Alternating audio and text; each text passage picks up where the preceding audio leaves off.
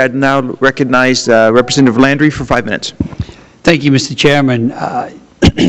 You know, it's amazing because for the amount of money that they want to take away from the oil and gas industry, the oil and gas industry is posed to spend and to invest just in America 5 times that amount at a time when we want to create jobs.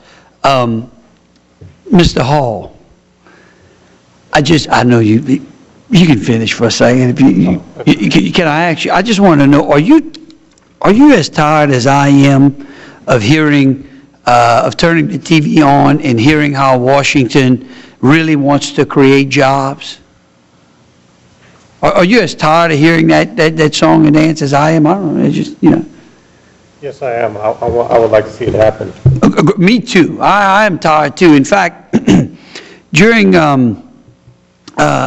the president's speech on how he wanted to create jobs, I held a little sign up that said drilling equals jobs. Would you disagree that drilling equals jobs? It would equal a lot of jobs. So I should have held one up that said ANWR equals jobs, right? Wouldn't that? That would be the ticket right there. That would be, and we are in need of a lot of jobs today. Is that correct? Desperately. Okay. And Mr. Sharp, would you agree with that as well? We're ready to go to work, yes, sir. And so if the priority of this country, not what we would like, I mean, there are a lot of things that differences. I know, Mr. Hall, you're from Louisiana, right? That's correct. So I know that your mama taught you between wants and needs, right? And she always said, look, we're going to get you what you want, and we'll get you, I mean, we'll get you what you need, and then if there's some left over, we'll get you what you want. That's the way it was on the farm I grew up on. That's well, I can tell you that what we need in this country is jobs. All right, what we want is we want a utopia world where everything stays just like it was when the country was founded. All right, and that's nice, and I appreciate that.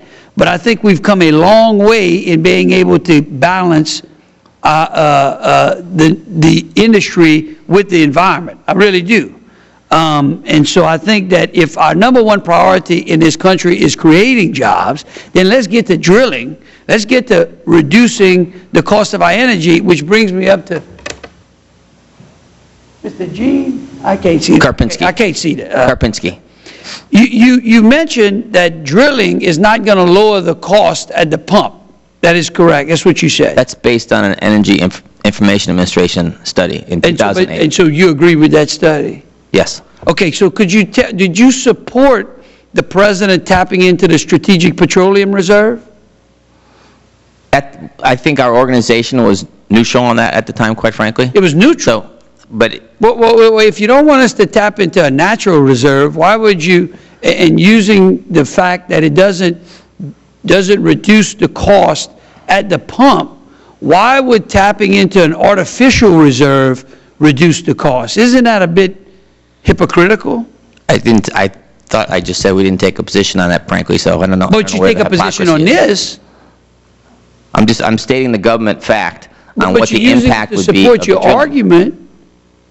Is that correct? I mean, you're using that government study. So how can you take a neutral position on whether or not the president should tap into the SPR, but use the fact that which I dispute that fact. Just, you know, let me just put that on a record. I'm citing the government data on that. I understand. Well, but then why would tapping into the Strategic Petroleum Reserve be any different? I mean, why?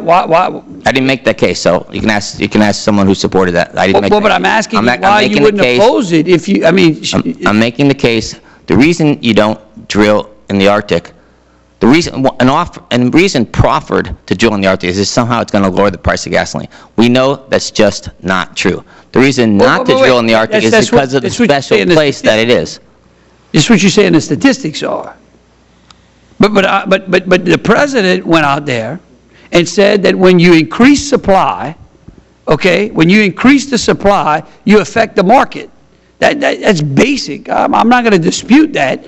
I just think that there is a natural reserve. It's over there in ANWR. It's in the Gulf of Mexico.